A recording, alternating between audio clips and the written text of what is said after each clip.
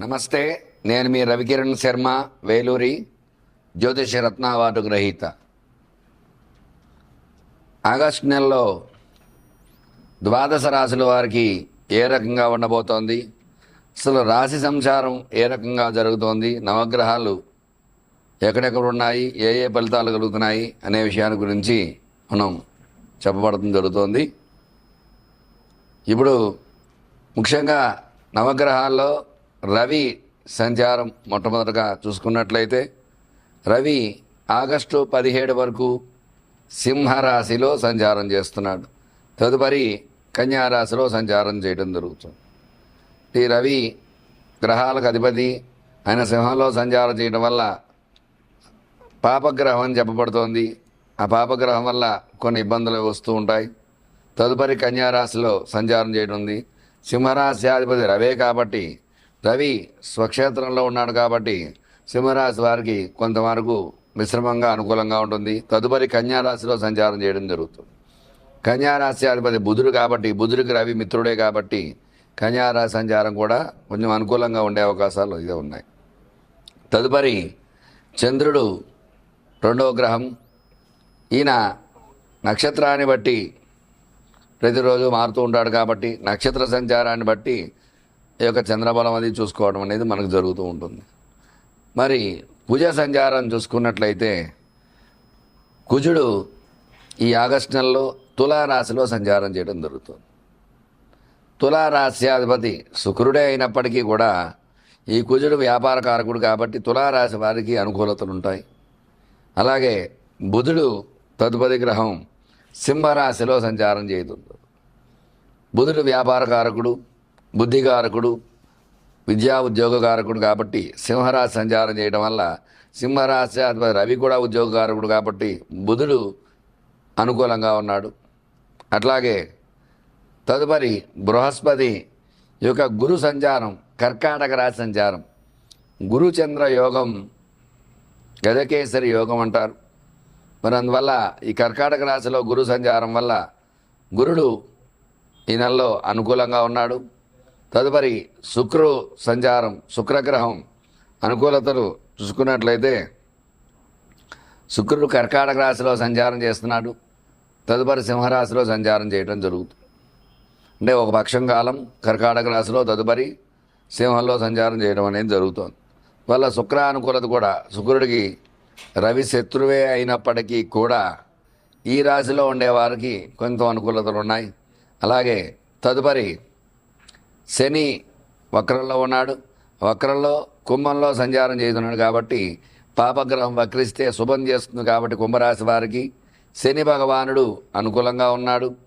అలాగే రాహువు చూసుకున్నట్లయితే కుంభంలో సంచారము, కేతువు చూసుకున్నట్లయితే కన్యలో సంచారం చేయడం జరుగుతుంది.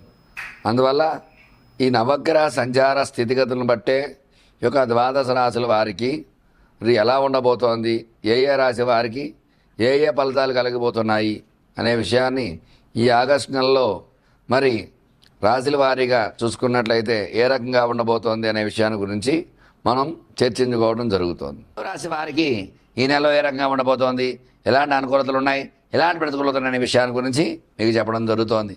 ధనురాశి అధిపతి గురుడు. ఈ గురుడు అనుకూలంగా ఉన్నాడు. అయినప్పటికీ మిగతా గ్రహాలు ప్రతికూలంగా ఉండడం వల్ల ప్రతికూల యోగాలు అయితే ఉన్నాయి. ఈ రాశి వారు తగు జాగ్రత్తలు వహించాలి. ఆరోగ్యపరంగా కొంచెం జాగ్రత్త వహించాలి. అనారోగ్యం వచ్చే అవకాశం ఉంటుంది. అలాగే విద్యాపరంగా ర్యాంకు అనుకున్న రీతిలో పాస్ అవ్వకపోవడము ఇట్లాంటివి ఉంటాయి. విద్యార్థులు చక్కగా కష్టపడి చదవాలి. జ్ఞాపకశక్తి తక్కువగా ఉంటుంది, తగు జాగ్రత్త వహించాలి. ఉద్యోగ ప్రయత్నం చేసేవారికి ఉద్యోగం మిశ్రమ ఫలితంగా, అంటే ఒక 40% వరకు మిశ్రమ ఫలితం అనుకూలంగా ఉంటుంది. మిగతా 60% ప్రతికూల యోగాలే ఉంటాయి. అలాగే వ్యాపారం చేసేవారికి వ్యాపారంలో మిశ్రమ ఫలితాలే, అంటే అనుకున్న రీతిలో లాభాలు రావు, తక్కువ లాభాలు వస్తూ ఉంటాయి, మిశ్రమ ఫలితాలు ఉంటాయి. తగు జాగ్రత్త వహించాలి వ్యాపారస్తులు. అట్లాగే కోర్టు వ్యవహారాలు అనుకూలంగా తక్కువగా ఉంటాయి. ఒక 30% మాత్రం అనుకూలతలు ఉంటాయి. మిగతా వాళ్ళకి ప్రతికూలంగా ఉంటాయి. తీర్పు వచ్చేస్తుంది అనుకున్నా సరే వాయిదాలు పట్టు ఇట్లాంటి అవకాశాలు ఉంటాయి. తగు జాగ్రత్త వహించాలి.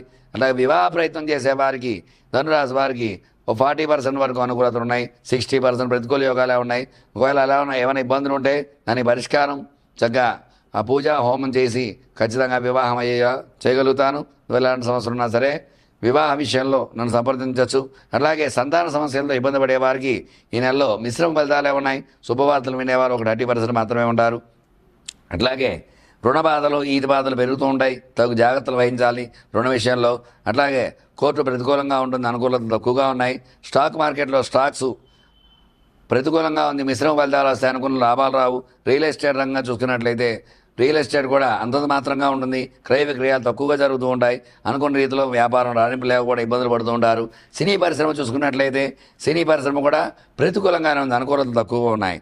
సినీ రంగంలో అనుకున్న విజయాలు లేకపోవడము, బ్లాక్ బస్టర్ అనుకున్న మూవీ యావరేజ్లో వెళ్ళడం, లేదా ఫ్లాప్ అవడం, ఇట్లాంటి యోగాలు సినీ రంగంలో చిన్న పరిశ్రమ వారికి ఉంటూ ఉంటాయి. మొత్తం మీద చూసుకున్నట్లయితే విద్య, ఉద్యోగము, వ్యాపారము ఏ పరంగా చూసుకున్నట్లయితే మొత్తం మీద ఈ రాశి వారికి మిశ్రమ ఫలితాలే ఉన్నాయి, అనుకూల ఫలితాలు చాలా తక్కువగా ఉన్నాయి. మరి వీరు ఎట్లాంటి పరిష్కారం చేసుకోవాలి అంటే వీళ్ళకు శని భగవానుడికి విశేషంగా నువ్వుల నూనెతో అభిషేకం చేయటము, అట్లాగే అష్టమంలో సంచారం ప్రతికూలంగా ఉంది కాబట్టి గ్రహ సంచారం కొంచెం గురువారి నియమాలు పాటించడము, గురుబలాన్ని చేకూర్చుకున్నట్లయితే ఈ రాశికి అనుకూలతలు వస్తాయి. కాబట్టి ఖచ్చితంగా గురుడికి జపం, తర్పణ, హోమాలు చేయడం ద్వారా అనుకూల పరిస్థితులు వస్తాయి. తద్వారా క్రయ విక్రయాలు బాగా జరుగుతూ ఉంటాయి. మొత్తం మీద ఈ రాశి వారికి నేను చెప్పిన పరిష్కారం చేసుకున్నట్లయితే అనుకూలతలు వస్తాయి. చూశారు కదండి, సమస్య మీది, పరిష్కారం నాది. ఎలాంటి సమస్య ఉన్నా సరే జాతకాన్ని పరిశీలించి మీకు చెప్పడం జరుగుతుంది. దాన్ని చక్కగా మంచి రెమెడీతోటి, తక్కువ రెమెడీతో మీరు చేసుకునే యోగాన్ని మీకు నేను చేయగలుగుతాను. ఎట్లాంటి సమస్య ఉన్నా సరే ఆ జాతకాన్ని పరిశీలించి ఏం చేయాలనే విషయాన్ని చెప్పడం జరుగుతుంది. మీ రవికిరణ్ శర్మ, వేలూరి జ్యోతిష రత్న అవార్డు కవిత. నమస్కారం. మీ జాతకంలో ఎలాంటి ఇబ్బందులు ఉన్నా వాటికి చక్కటి పరిష్కారం చేయడం జరుగుతుంది. విద్యాపరంగా చదువు కావట్లేదా పిల్లలు, దానికి ఏం చేయాలి, ఉద్యోగ ప్రయత్నంలో ఉద్యోగాలు రాకపోవటము, ఉద్యోగాలు సఫలీకృతం కాకపోవటము, అట్లాంటి వాటికి పరిష్కారం ఉంటుంది. వివాహం కావట్లేదా, వివాహానికి ఏం చేయాలి అనే పరిష్కారం ఉంది. అలాగే సంతాన సమస్యలు, సంతానం ఇంకా కలగలేదు, వివాహమే 5-6 సంవత్సరాలైంది, 10 సంవత్సరాలైంది అనే వారికి కూడా ఏం చేస్తే సంతానం కలుగుతుంది అనే విషయాన్ని గురించి జాతకంలో పరిశీలించడం జరుగుతుంది. అట్లాగే వ్యాపారపరంగా వ్యాపారంలో నష్టాలు వస్తున్నాయా, దానికి ఎటువంటి యంత్రాలు పెడితే బాగుంటుంది, ఏం పరిహారం చేయాలి అనే విషయం గురించి చెప్పడం జరుగుతుంది.